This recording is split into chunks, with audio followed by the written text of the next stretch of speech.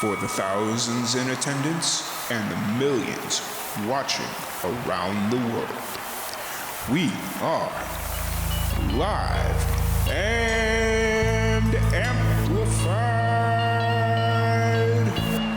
So let's get ready to podcast. Fire it up.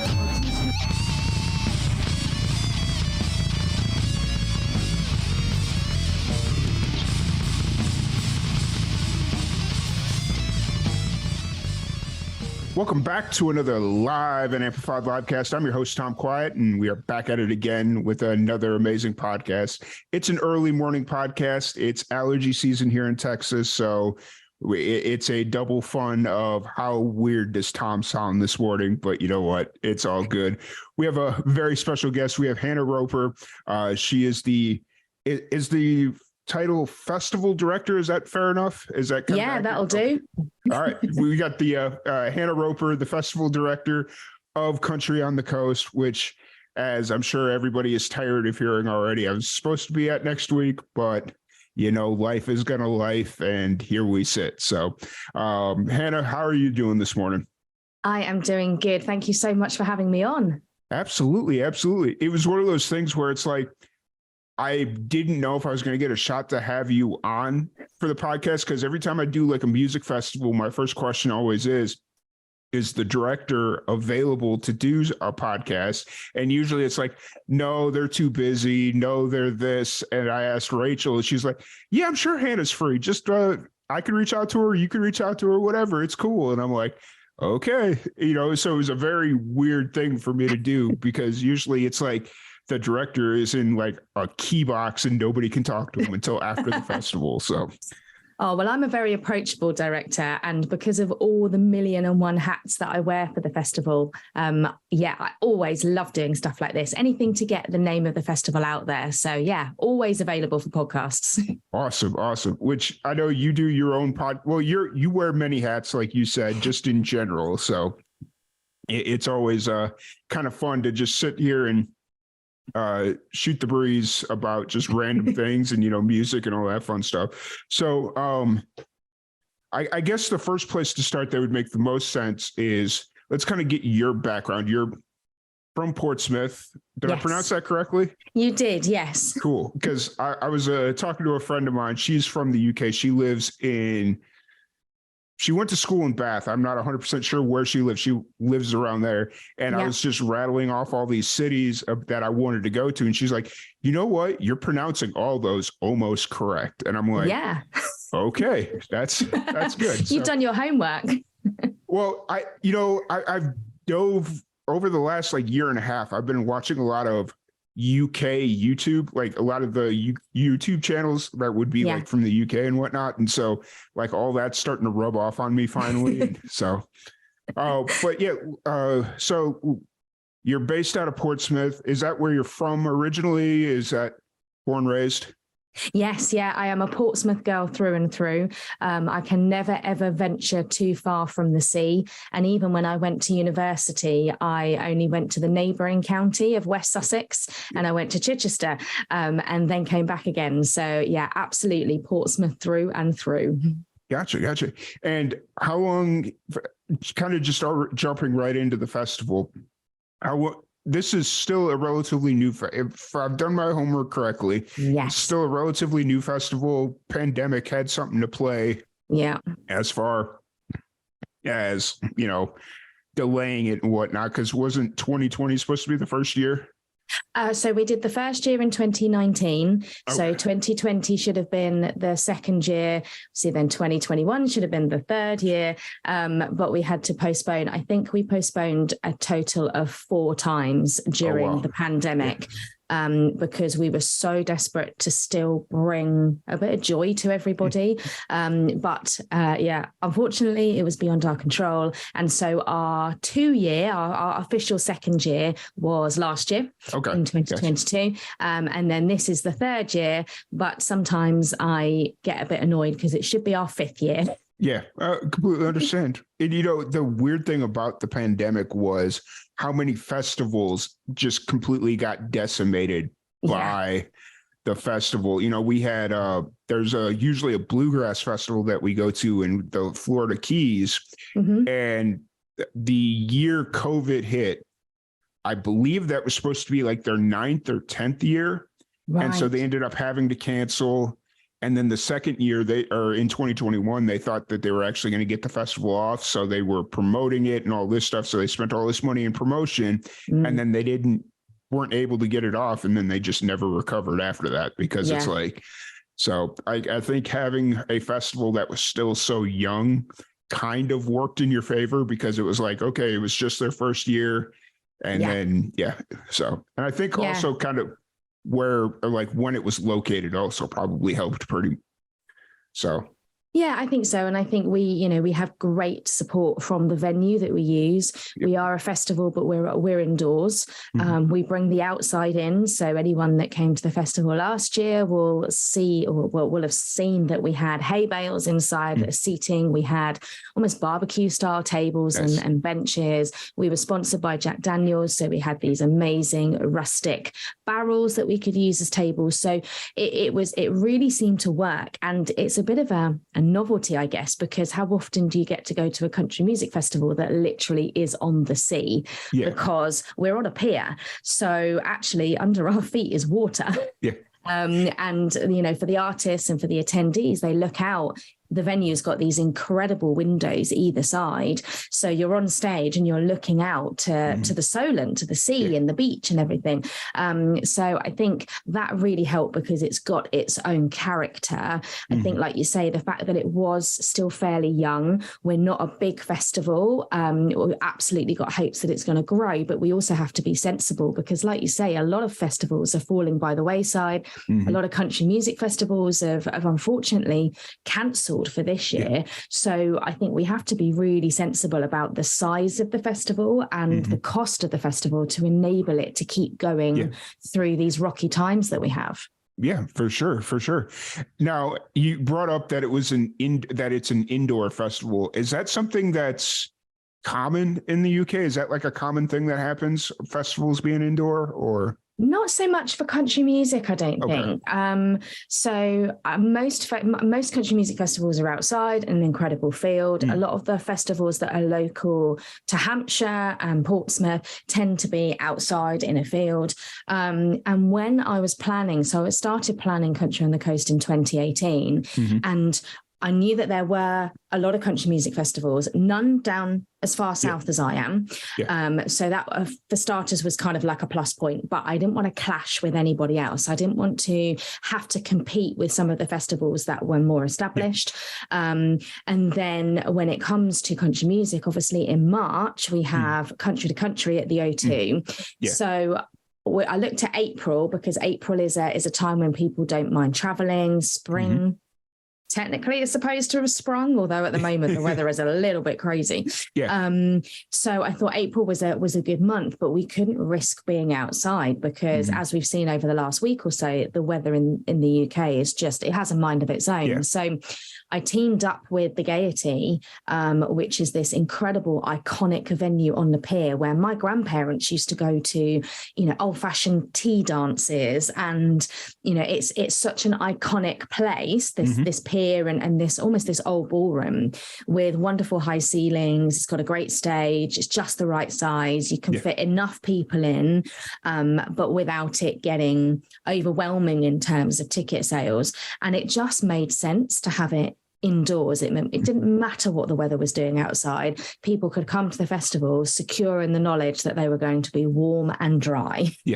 That's always, just kind of putting that into perspective as far as being inside, knowing that the weather in April is always unpredictable. No matter where you're at, April, it's just kind of like right now, especially here in Texas, I feel like it's fairly similar to the UK, where one week we were like, it was super warm and it was like 90 degrees Fahrenheit, just like really summer vibes. But the week before it was like almost freezing, and it's just like, this whole thing. And then of course you never know with the rain and all that fun stuff. So, so you'd mentioned that you started planning Country on the Coast in 2018. And you kind of mentioned just there not being any country festivals this far south, because obviously you got C2C it's in London, right? And then there's some stuff further north. Yeah. But what was it about country music that just kind of drew you to like, hey, we need a country fest in Portsmouth? Well, some of it started off for very selfish reasons. Okay. I am a country music singer-songwriter. It's not something that I don't actively perform at the moment, just because life kind of takes over and COVID put a little bit of a stop to all of that. But I was getting to the point I was performing under the name of Lily Garland, and I was releasing my own music, and I was really lucky enough to be able to perform in various places. I was going across the country, but it got to the point where I was struggling to juggle everything. I was struggling to keep traveling, and a lot of the festivals for me are a really, really special vibe. They're different to playing a gig. They're different to playing your own gig, which is amazing. But with festivals, you get to connect with so many other different country artists, probably a lot of people that you've seen online, but you've never actually seen in person. So I really wanted to go to festivals, but it was becoming increasingly harder for me to travel. I would have to literally take out the whole weekend. I was a mum, I was working, because as we know, there's not huge amounts of money in music. So I was still having to kind of keep all of that going. And also in terms of performing at festivals myself, it was really competitive. It was really, really difficult. And you had to have quite a high social media presence. You had to have a lot of, examples of live performances and a lot of stuff that I now understand a lot more being on the other side of it and actually receiving all of the artist applications. But I found that I was just getting really tired of the travel. So I decided to do my own thing, which anyone that knows me know that I don't do things by halves, because I could have just put on a one day, could have just done a day thing, but no, I decided on a weekend. It was just one of those ideas that just kind of came to me, and I approached the venue that I still work with today. And it just kind of grew from there. And multiple moments I sit here and I think, what am I doing? Because this is it's huge. We've got 38 different performers throughout the weekend. There's an awful lot to juggle. The marketing side alone is huge. And I do it all for the love of it, because ultimately when you're in the infancy of setting something up like this, breaking even is the goal. If you can make a little bit of profit, that's amazing, but that gets plowed into the next year to keep everything going. So this is a business, but it's a long-term business thing for me that I'm looking at the longevity of it. So it originated out of selfishness of not wanting to travel anymore, wanting to be able to bring all of the country music artists that I love across the UK to me, rather than everyone having to travel kind of Midlands, North, and like you say, London was almost the most southern place that we would do gigs. And I knew that people in Portsmouth liked country music. I knew there was an appetite for it. I didn't realize how much of an appetite, but I knew that there was a bit of an appetite. So it just kind of made sense. And a lot of the performers as well, a lot of the artists, it's great to bring them to a new audience. It's great to give them the opportunity. And that's the other thing with Country on the Coast for me. It's not just about bringing the artists to the audience. It's about bringing the artists to each other. And already out of the festivals that we've run, I've then seen a few months later that a couple of artists who had never ever met before and now co-headlining a gig together, or one of them supporting the other. And that to me is what Country on the Coast is all about. It's about bringing the love of country music together, and it's about networking, and it's about meeting people that you connect with, whether that be as an attendee or whether that be as an artist. So that side of things, again, was really, really important for me, because I've been on both sides of the coin. I've been the performer, and now I've been the artist, the festival director. So actually being able to bring all of that together, and that's the bit that I want to keep growing, I think, in the future. And that's really, even though you say you go in for selfish, you started with selfish reasons, I think at the core, it wasn't. It wasn't as selfish as you think it was, because if the intent was to bring musicians together and bring good music to the people, I'm going to say the people of Portsmouth, but that just sounds like a really weird way to word it, but it is what it is. And you brought these two things together. yeah, you could say it was for selfish reasons, but I think there was pure intent behind it. So it's, I think that makes me feel better. Thank you. But I did want to mention, so I kind of sympathize with you on a small scale about, putting together a music festival and whatnot, because about a week and a half after the pandemic hit, I had this brilliant idea to do a virtual music festival, and anybody in their right mind would have been like, oh yeah, let's do it like 3-4 months down the line, get this thing together. Right. I was like, no, we got to do it next week. And wow, so, that's even crazier than me. And I mean, the virtual festival got so many other like issues that a normal festival wouldn't have, because it's like, okay, we got to make sure everybody's got good audio quality and all this stuff. And I'm like, oh, and it was a 3-day festival because, like you, I don't do anything half-assed. I just kind of do it full bore. And I'm sitting there middle of day 2 after like the 3rd set where people just don't have good audio. And I'm like, oh, what did I do to myself? Why did I do this? And so, but. And it's always worth it in the end. And I think that's that with anything like this, but I think sometimes people don't always appreciate the work that goes into it, whether it be, kind of a digital version of a festival, which, like you say, has its own complications and its own stresses, or whether it be an in-person. I think that's something that I came to realize, almost seeing everything behind the scenes, having to deal with all the issues, deal with all the problems, troubleshoot everything, be the one-stop shop for people's thoughts and opinions and comments. And, we've been really lucky. The feedback that we've had from the festival has been amazing over the last few years. It has got better. This year is a bit of a safe year in that we are repeating things that we know that worked last year. And part of that, again, is a tactical reason, because people aren't spending their money as much and people aren't committing to things in advance. So we have to be sensible to make sure that the festival's got longevity. But it's hard. It's really, really hard work. And even, this time around, I've had people like Rachel, who's from Scarlet River PR. She's been incredible in supporting me, of being my sounding board when I've then voice noted her and said, what am I doing?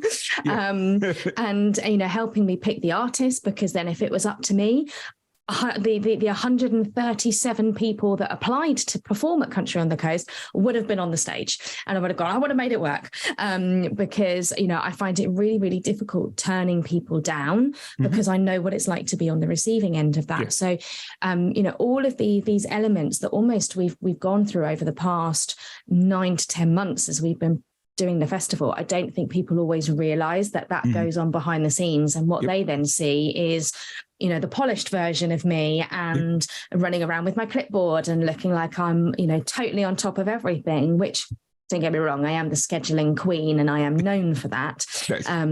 But it's it's a lot of hard work. It's a real passion project, and I think sometimes people don't always think about that when they're having to hand over however much for ticket money. Obviously they're having to hand over their money and they're paying for something, but they don't always realize that all of that gets swallowed up so much. And being able to cover travel costs for the artist, the marketing, like you say, the the decoration, the staffing of the festival. So it's one of those things that you get yourself in the middle of, and then you go, why am I doing this? For sure. You brought up about all 137 musicians, and if it was up to you, they'd all be on stage. And I was very much in that same boat, just in general. And a lot of things I do, it's like, they took the time to apply for something that I'm doing. I'm going to figure out a way to get them all in. And especially with like this podcast, that just to kind of equate with the podcast and the festival, it started off like that at the beginning of the pandemic when we decided to go from in-person to virtual like this. Right. I had 400 musicians hit me up in the first 6 months, and I'm like, I'll get them all in. It'll be fine. We'll get it. And I'm sitting there doing 3 podcasts a day for 4 weeks and just running myself into the ground. And then I had a chat with my buddy who helped found Live and Amplified with me. He's like, okay, what are you doing? I'm like, I'm interviewing musicians. It's a blast. He's like, you sound like you're chain smoking because you're killing your voice. You need to stop. you need to stop compromising your vision. And because I know for a fact there's 4 musicians that you've interviewed in the last 3 days that you would have never had on the podcast because they weren't ready, they weren't in the right, and he would name off a whole bunch of reasons. And I'm like, you're right. I got too excited. I need to step back and not compromise my vision for, so I feel you there. And it's really tough because, like I say, I've been on the receiving end of that. I've been, early on in my music career, I've been at the point where I've only had one single out, or it hadn't even been released yet. We hadn't even got a video. And so you really want to get involved. And like I say, for me, Country on the Coast is about bringing people together. So what I do try and do throughout the lineup is we do have people that are very experienced in what they do. And we do have those that are slightly newer to the country music scene. So we can give them that opportunity. We can connect them with other people. And the most amazing thing about Country on the Coast, which I never even thought would happen, was the international interest. And I mean, we had applications from Sweden, Italy, where else did we have? Spain, Canada, Texas. Texas was huge in terms of the interest. And that was overwhelming for me because sometimes in my head I go, well, this is, and I get told off for thinking like this, but this is just a little country music festival. This is just something that was inside my head, and I'm working my ass off to make it happen. And yet there are people across the world that know about this, and that's really amazing and overwhelming and terrifying all at the same time. But I'm so pleased that we've been able to open up spots to international artists. We've got Emma Svensson coming over from Sweden. She performed with us last year and was amazing. And I'm so thrilled that she's coming back again. And then, of course, we have our Texan clan that are coming over, which is just, having, we've got Dusty Motes, Jake Williams, Jesse Jennings, and Brad Russell. I'm so excited to have them over. And for me, I have a bit of an affiliation with Texas anyway, because that's where some of my family lives. So my auntie was in Dallas, and my cousins, I've got cousins in Austin, and interestingly, one of my cousins is coming over to the UK, but not until May, so he misses the festival by a month, which is gutting. But I'm so excited to have the Texan representative over. Oh yeah, for sure. It was really funny because my interest in Country on the Coast started, I want to say we had Emma Svensson on the podcast. And when did we have her on? January, I want to say. We had her on like late January. I think she was in the process of releasing her latest single, Runs in the Family. Yeah. And so I had her on, and I've been working with Rachel since the beginning of the pandemic. She had introduced me to some of her artists that she was representing at the time. And, it was just real casual through Facebook, like, hey, I'm a music promoter. If you need somebody, let me, that whole ordeal. Yeah. And so we've been working together ever since. And I don't think Emma had been announced, but since I'd been following her, she got announced shortly after that. And I was like, oh, hey, Rachel, what's this Country on the Coast? What's this thing? Yeah. And she told me, and she was like, because I think right around the same time as when you announced that she was helping book talent. It's been a little bit, so I don't quite remember how it all played out, but and so I asked Rachel, and she was like, yeah, it's this thing. And as you started announcing the lineup, like half the lineup is people I've had on the podcast over the last 3 years. And we both clearly have got good taste. Yeah, 100%. And I'm sitting there and I'm looking at it and I'm like, if I were to go over for a festival, like I've always been talking about coming over to the UK and working with all these musicians that I've only met virtually like this. And I was like, if I'm going to come over, these are like 90% of the musicians that I know. It'll be an easy transition. It'll be great. And then I started looking through the lineup and I saw you had a bunch of Texas boys on there. And I'm like, okay, cool. I dig it. And then we launched this radio show and I was like, okay, this is the connective tissue because it's a country radio show and all that stuff. And I started asking Rachel about who would you guys want me to have on? Like, these are the people that I'd like to have on. And it was like Jake Williams, and I'm in the process of trying to get Dusty lined out, but he's a very busy person himself. Yeah. And, it's just really cool how it all worked together. And even though I can't make it, it'll be like I'm there in some degree. So yeah, and we'll put it on our socials, and we will have your spirit there with us.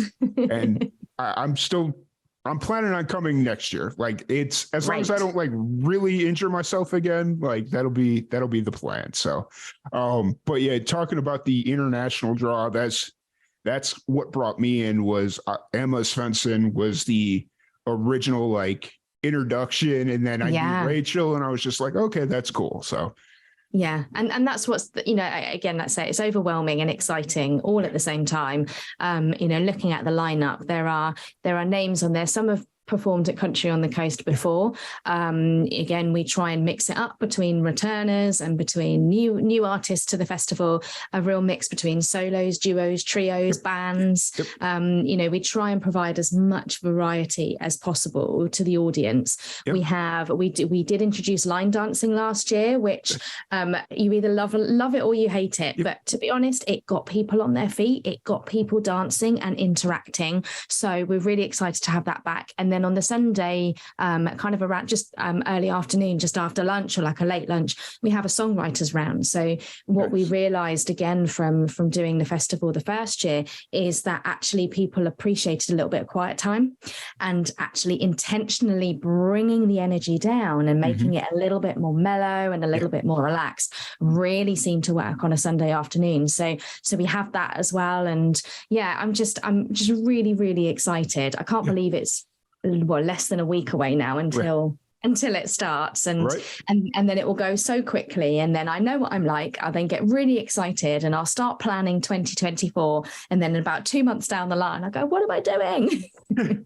You said that, or you brought up how quickly it all goes by.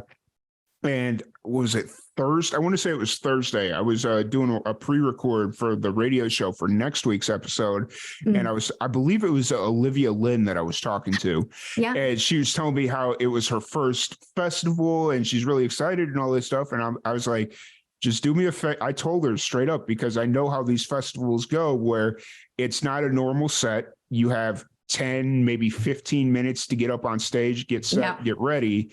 And then you're only like at a normal festival, you're only performing for what, 20 minutes, something like that? We give everyone 30 minutes. We give everyone, just so everyone kind of has a good time to kind of get into it. Yeah. So at Country on the Coast, they got 30 minutes, but still it goes by so quick. And so quick. I was telling her, I was like, you're going to be done and off stage before you realize you're even on stage. Yeah. So just kind of take it all in, go for it. Because, I know certain musicians like to lay things out a certain way and kind of build. And I'm like, no, at a festival, you just got to go for it, because you don't have that much time. Like, no, and almost your first song is your sound check song.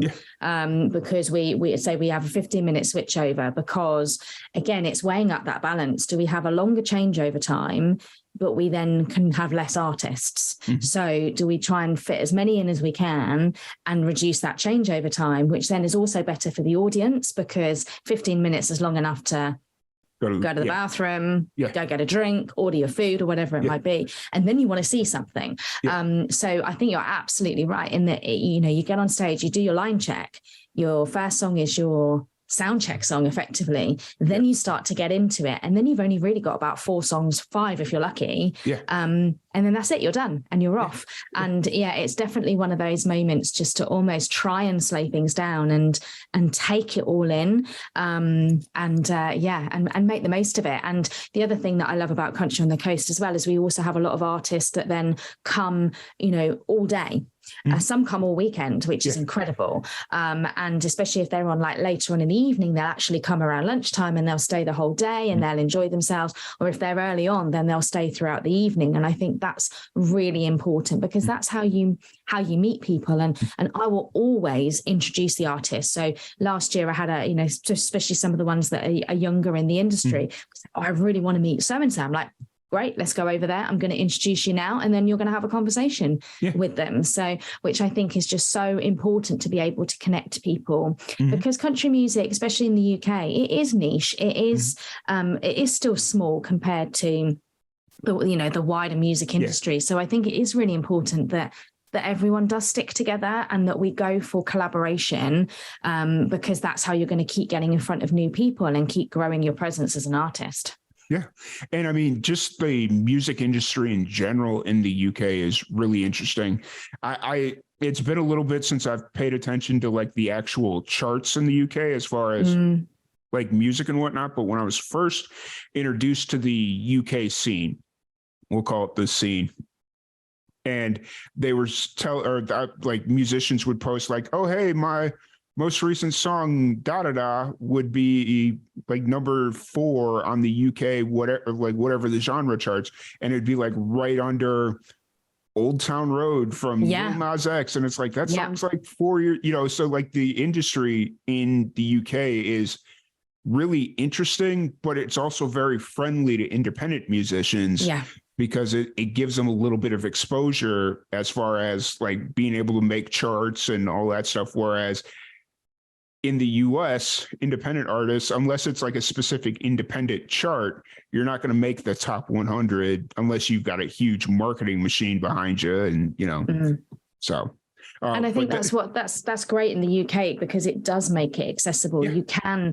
You can strive to achieve top 5 in the UK country charts on iTunes, because it's about downloads and it's about the amount of people that are buying your music, which then obviously Apple Music, iTunes, all that sort of thing makes it really, really accessible. So I think that is a real positive, and I'm really pleased to see more independent artists coming out and releasing their own music.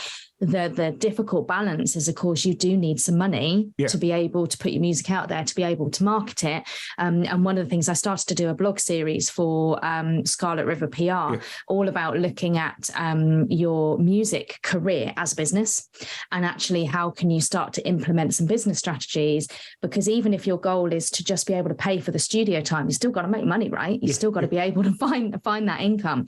And it really interestingly, and again, I think that then shows the difference almost between the US and the UK, and it's slightly different in that this particular person was, a part of a massive girl group. So Jessie from Little Mix has just released her new single, and she's done it independently. She's not done it under the banner of a record label. And that to me was really refreshing when I saw that yesterday, because that's a real kind of a new direction. Now, obviously she's got a huge, huge following thanks to being in Little Mix, and has her own financial stability that enables her to do that. But I thought it was a really good step in the right direction for independent artists. Yeah. And I mean, you hear all these stories about, to talk about like treating it like a business. My Jeff, my co-founder and buddy, he's in a band, and they treat everything like a business. They don't go out on tour. Like they'll do little like little 10-day tours around the region and whatnot, but they don't leave on tour unless they know for a fact that no matter what happens, they're not going to lose. They're not going to have to come out of pocket. Like, as far as, like personal pockets, they've got their own band account, like whether they got to go sell 10,000 t-shirts to cover the cost of the tour, they know at the end of the day, it's not going to come out of their personal bank accounts. Yeah. Whereas even if they go on tour and every venue stiffed them and they didn't get paid for anything, at least everything was covered by the band. Yeah. Yeah. And I think that's what's so important. And that's why I see a lot of country music artists who almost have a huge flurry of activity and then they disappear for a while. It's because they've run out of money, because it is expensive to go in the studio. You do have to pay to have your music online. And, organic marketing only takes you so far with all of the social media algorithms and everything like that. It's a job in itself just to market the music, let alone write it, record it and perform it. So I think, there's definitely a real advantage to looking at your music career as a business and being able to put those things in place that enable you to keep going. And sometimes it means you have to say no to stuff. And sometimes it does mean that you have to kind of take a step back. But rather than massive flow of activity and then disappear for a year and then massive flurry of activity, it allows people, I think, to have a little bit more of a consistent career. And I think consistency is key. Like if you're the band that is known for, we don't play a whole lot of shows, but our music is there, and you just consist, like if you play 12 shows a year and that's what you do, Yeah. play your 12 shows a year and then just be active on social and all that fun stuff. But the whole, okay, I'm going to go do 20 shows this month, and then the next 3 months you do 2, that's a little inconsistent. Yeah. And then it's also really hard when you're playing all of those shows to then keep all of your other stuff going on, all your social media and everything like that. So yeah, I think consistency and almost just being a bit more strategic with what you're doing. But obviously this is kind of my bag anyway, because alongside the festival, I coach predominantly women in business around how they can increase their visibility and break down their barriers to be able to kind of achieve their next goal, but also defining what success looks like for them. And I think that's really relevant. And then I think about that with Country on the Coast as well, because I look at it and sometimes go, oh gosh, are we successful? And it's a case of, well, actually, do you know what? People are buying tickets to our show. We're having, over 130 artists wanting to perform. We're having to turn people away. It's about us defining our own version of success rather than trying to compete with the likes of, country to country, which we're never going to be able to do. And I would say it's the same for artists is what does success mean to you? If it means being able to put food on the table by gigging constantly, amazing. If it means having a number 1 in the iTunes country music charts, that's incredible. Make it your own version of success rather than striving to copy what other people are doing. Yeah. It's funny you brought this up because I've been so not in tune, but like I've been paying a lot of attention to what my drivers are for success, and like just watching different podcasts, watching different YouTube videos about, obviously like business strategy and stuff like that, but just mental health and stuff of that nature and what keeps me going and all that stuff. And I was watching a video yesterday, specifically, you're familiar with Gary Vaynerchuk, right? Yes. Okay. Yeah. So I was watching his Daily V yesterday, and he was having an internal team meeting, I guess is the way to word it. And one of the guys on his team asked him how he stays motivated, because he's the kid is having trouble staying motivated. And Gary flipped it on him and asked him what's his goals, or what are his goals? What is success to him? And he just named off a bunch of like monetary BS, like, oh, I want to make 6 figures, have a big car, all this stuff. Yeah. And then he's talking about how he can't stay motivated. And it's like, well, it's because you're going after the artificial stuff instead of actually trying to figure out what would make you happy. And just kind of watching all that unfold, it was like, oh my, that was my issue 2 years ago. And so, it was really interesting. Yeah, and I think so. And I think it's just so applicable to the music world in general, but also for country music artists who are independent and who are driving themselves forward is, it really is a case of, rather than striving for what other people have, because there are a lot of external factors that are beyond your control. The people buying tickets to gigs is somewhat beyond your control, because there's an economic crisis going on in the UK, and people are much tighter with what they're spending their money on because they want to make sure that they don't run out. And I think striving to almost have purely monetary success, which, don't get me wrong, money makes the world go round. It puts food on the table. It gets us the things that we want in life. But you have to have that level of fulfillment. And what I tend to do with my clients is, when we look at goal setting, we look at a financial goal, because that is still important, but we also look at a creative goal, because that actually lights our fire.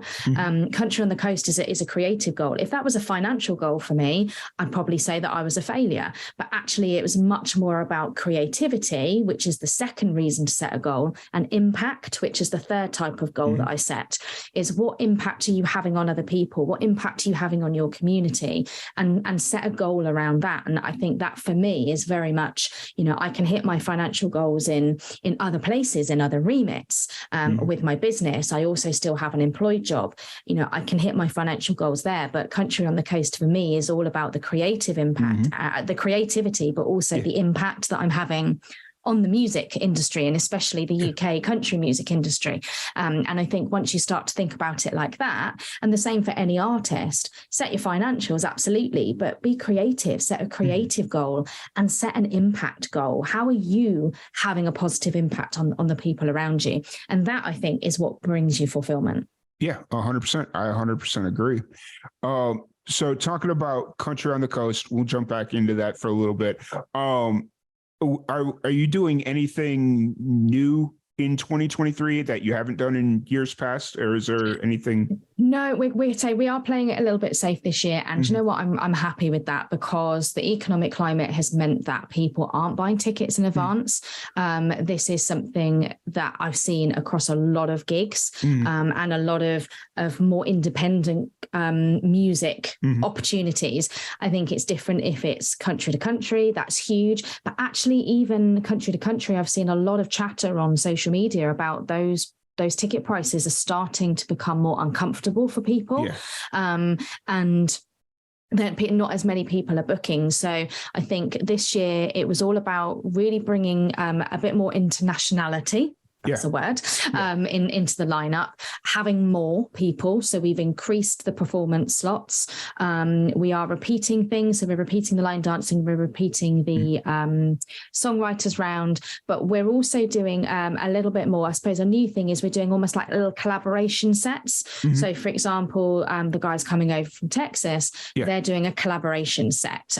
We've also got another group who are doing a collaboration set. So that's something that I thought might be a bit more interesting for the audience, because again we're kind of changing it up a little bit. And I guess the other thing that we've done differently, and I'm modeling it now, we've got our T-shirts. We've got merch this year, which I've wanted since the beginning. But again, it's not as simple as people going, oh, we want some merch, and you go get it done. You have to pay for it. So we've had to make sure that we're financially in the position to be able to shoulder that upfront cost.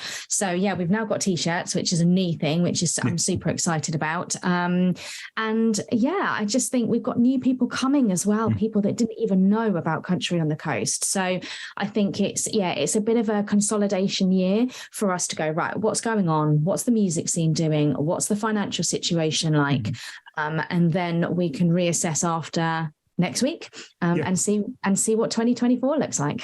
Yeah, for sure. You know, it's interesting because 2023, like you said, I think what really is going to help you is you're bringing over the international acts. Yeah. And it's like, oh, these aren't people that we can just go next weekend and see. These are musicians that they're over here for a short time. Yeah, they may be here next week because coming over to the UK is an expensive trip, and coming over for a weekend probably isn't the smartest of financial decisions. But if you go over there for like a long week and do a couple of things, but this might be the only chance we get to see them perform live, which is really interesting strategy, and it's a huge gamble. And then you also brought up the merchandise aspect, because that's a very calculated risk, because it's like you order too many T-shirts and then you're stuck with 500 T-shirts that you're not going to be able that no one wants. Exactly that. And I think I guess that would always be what I hope people will see and appreciate is, we are making intentional decisions with what we're doing with the festival. It might not be as big as it needs to be. It might not be, hugely different, but, last year worked. Last year, the feedback was incredible. And we would be silly from a business point of view to change too much and put too much risk in at a time where, like we said right at the beginning, a lot of country music festivals, a lot of festivals are falling by the wayside. So we want Country on the Coast to have longevity. We want to be able to keep providing that service for people in the South, Hampshire, West Sussex or Sussex, Dorset, the surrounding counties that we have that are all within quite easy travelable distance, and we've got good, got train stations and everything like that nearby. But the biggest thing is we still need people to come. We still need people to buy tickets, because without the audience, it doesn't matter how amazing the artists are, the festival can't continue. 100%. I 100% agree there. So at what, obviously we're still a week away from 2023, and the nerves and did I do everything right are probably flowing through your head right now. But as you kind of approach this final week to the festival, what's the preparation like? What's going through your mind? Are you trying to sleep a little bit more because those 3 days you're probably not going to get very much sleep? Or what's kind of the preparation as you approach the festival here? A lot of spreadsheets. and a lot of lists, because we do try and provide as many PR opportunities for our artists. So we have James from Live in the Living Room coming and doing some live session recording and some interviews. We have a couple of podcast radio stations that also want to do interviews. So there's a lot of scheduling, just to make sure that everyone's in the right place at the right time. Then just a lot of back and forth with the venue. Have we got everything in place? Have we forgotten anything? Sleep, yes, absolutely, because the weekend will be crazy. And I've been kinder to myself this year in that I have actually taken off a little bit more time from work to allow myself prep time and then recovery time. But yeah, just a lot of lists, a lot of going backwards and forwards. I was voice noting Rachel earlier on in the week saying, I'm not doing anything. And I feel like I should be doing so. I feel like I've forgotten something because I'm not crazy activity right now. But there are going to be things that aren't going to go according to plan. We've already had to replace 2 of the artists, unfortunately, due to illness.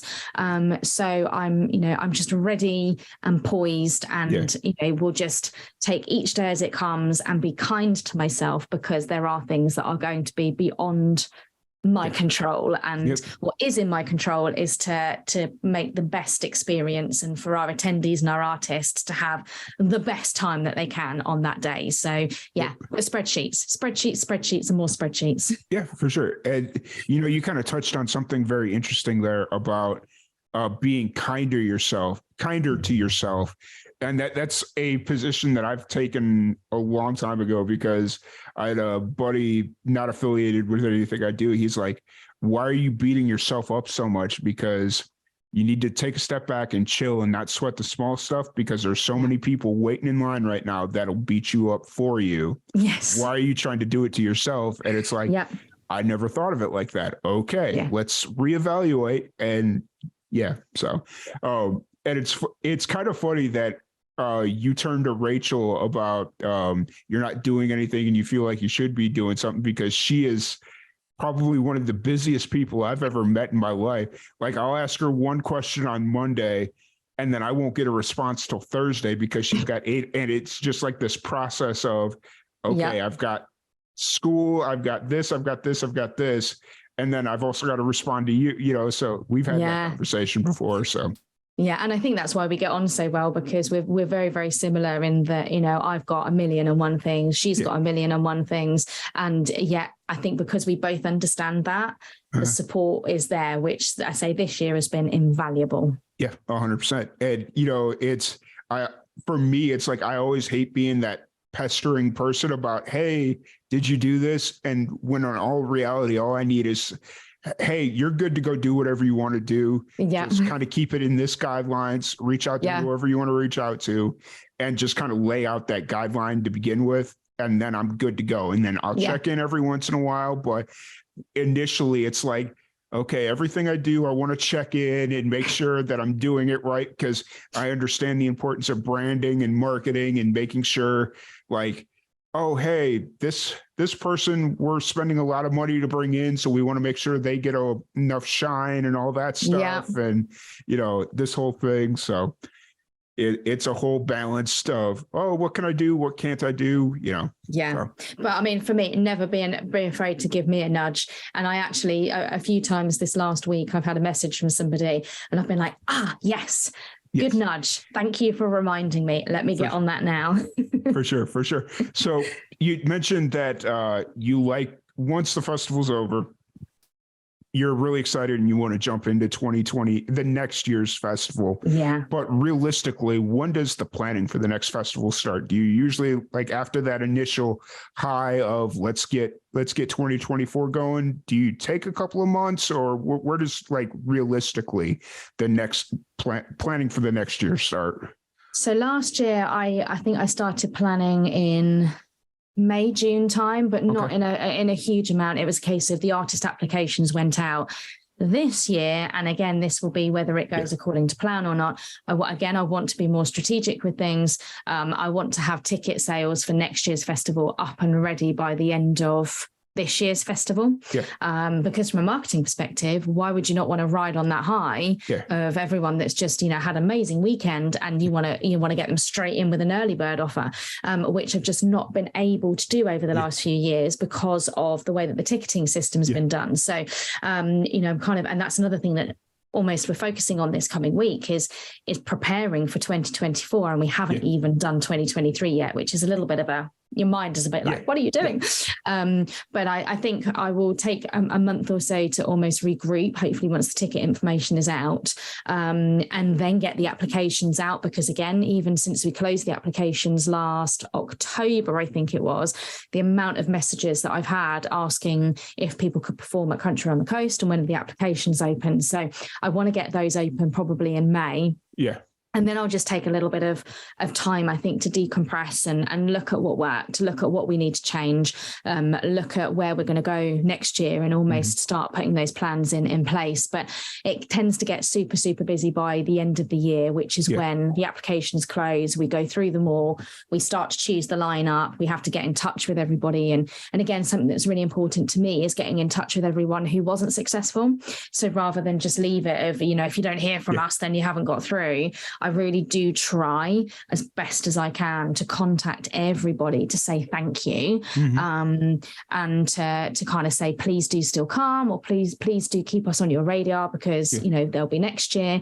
So end of the year, probably kind of October through to December, then get super busy with artist lineups and what's going on.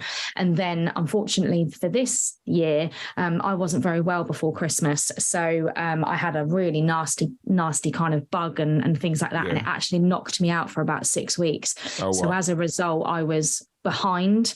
I'm just hoping that for next year that doesn't happen. I can kind of be ahead of the game, and we can just get the artist announcements and everything like that out earlier, because it has felt a little bit of a rush promoting the festival due to me kind of just being out of the picture for so many weeks. So I think maybe I take a month off, but maybe not.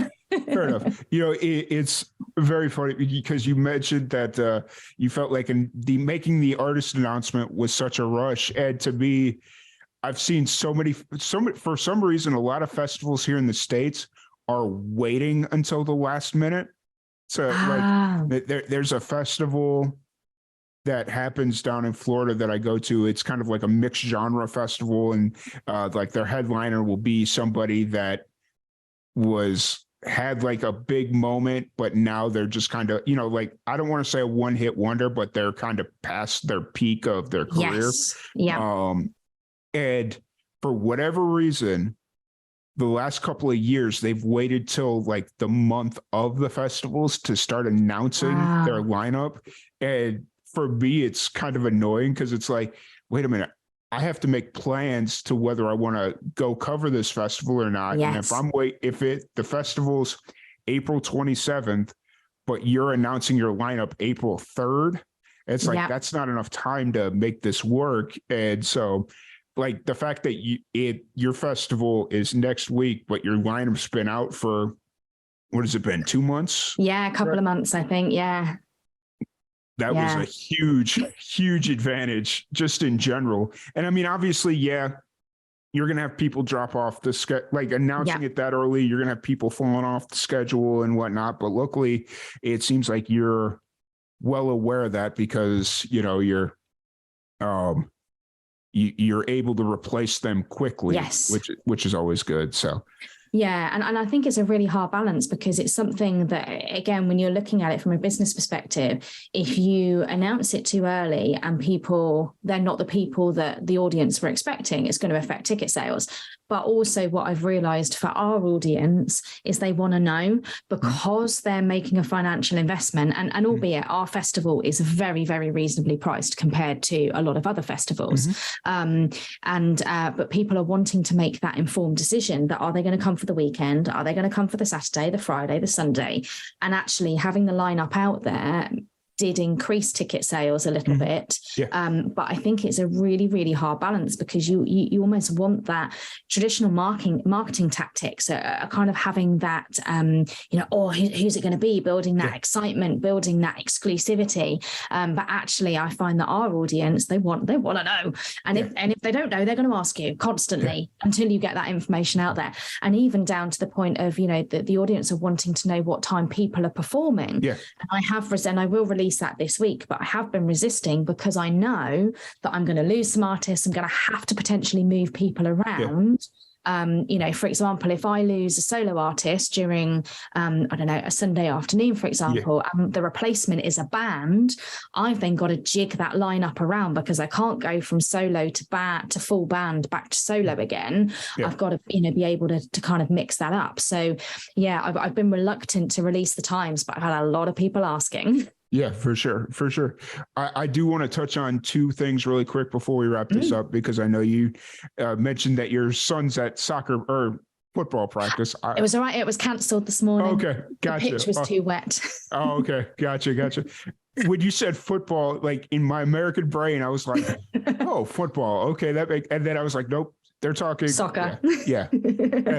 It's so funny, because I watch Premier League and all that stuff. So, so in my head, I understand the difference, but 35 years of ingrained American culture, football is American football. Yeah. So, American football.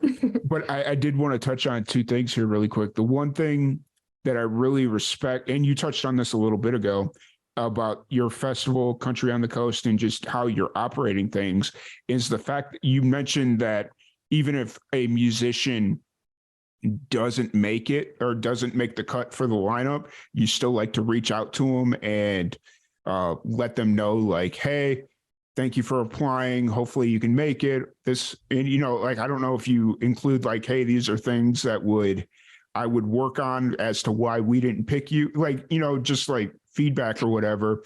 Yeah, it's difficult to do because obviously that was a lot of people that I had to send emails to. But what we have started doing is I actually did an interview with somebody that hopefully then that should come out soon of almost the what I'm looking for. And I did do a blog which was published, I think, on behalf of Scarlet River, but it was written by Linda from Voice of a Woman. And she asked me those questions, almost what advice would I give to people? So I have almost then tried to put that out there, and actually we'll reshare that information after the festival, almost to kind of give people a little bit of an idea. But in all honesty, the biggest thing is not being able to see a live performance of them or not be able to see almost evidence of their performing ability. I know not everybody has got the finances to get professional photos done, to do professional videos, etc. But it's really, really hard to make a decision when you can't see what somebody's like live. Yeah, 100%. But I guess the reason I was bringing all that up is the humanization of it all. Like the fact that you're treating everyone like they're human, because like, especially like job interview, just like stuff that you have to apply for in general, and you don't even get hey, we got your application. It's like that dehumanization that makes me lose respect for a lot of like institutions, because it's like, oh, I'm just another one in the 10,000 that applicants or whatever that they got. But the fact that you're trying to reach out, and it's like, even if it's like, hey, thank you for applying, you didn't make, just like, even though something quick off like that, it's really just motivating for me. Like, hey, they actually saw what I said, even if you didn't, even if it's just like I was the last one on the list and you'd already had the lineup filled, like whatever it was, even if you didn't actually see my application, but you make it seem like you did. Like, just that humanization in general is really and I cool. think that's really important, because we do see every single application. We don't make the lineup decisions until the applications are closed, and we can definitely improve. There's definitely things that I could do better. But again, it's really important to me to treat the artists as individuals and as humans. Yeah, 100%. And I really appreciate it. And then the other thing was, it's kind of funny. So like when I had the original intent of coming out to the UK, it was going to be last year, but I didn't have my like in my head. I was like, oh, I'll just go over to the UK. And then I realized, oh no, you need a passport. You need all these things to make it like legal to make it happen. Yeah, to make it happen. And I was talking to a few media people that I've just kind of associated with, like that I've met through the years of doing this. And I was like, oh, hey, what do you think of this? And I'd name off a couple of festivals that I was interested in. They're like, yeah, but if you're going to come over to the UK, I wouldn't come over for that music festival. Or I would, just like they were kind of like that. And I had asked a few people about the Country on the Coast, and nobody said that about Country on the Coast. It was really cool about how it was like, yeah, if you're going to come over to the UK, that's a cool festival. It's different. It's, it's not the biggest festival in the world, but you're going to get a real authentic experience at Country on the Coast. So.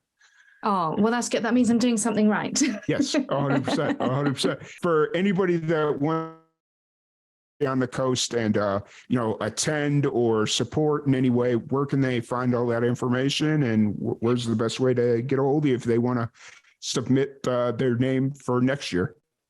So we've got a website, which is www.countryonthecoast.uk. So it's just countryonthecoast.uk. And then we are Country on the Coast UK on Facebook, Instagram.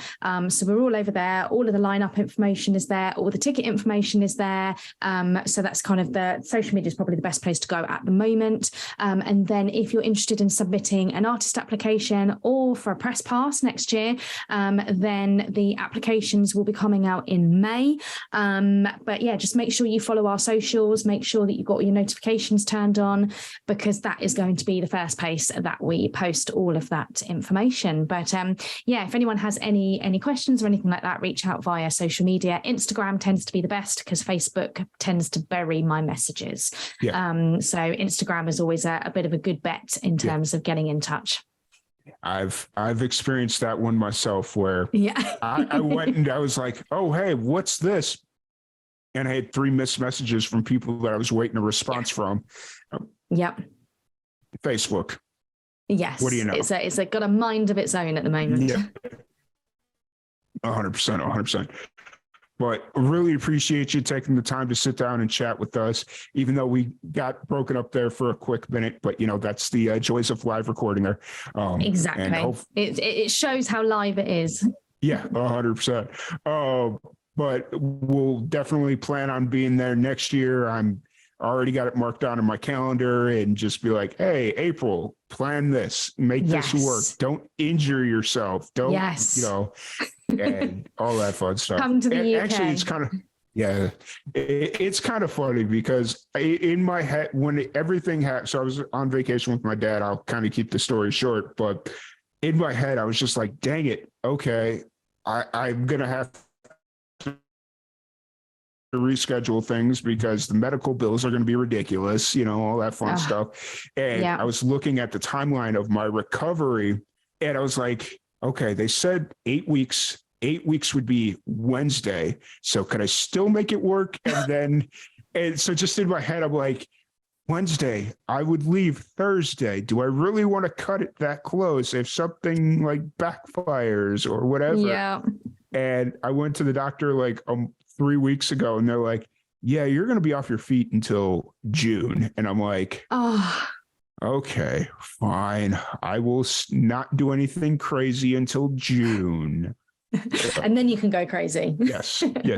So, and we can't wait. But thank you so much for all of your support and for having me on.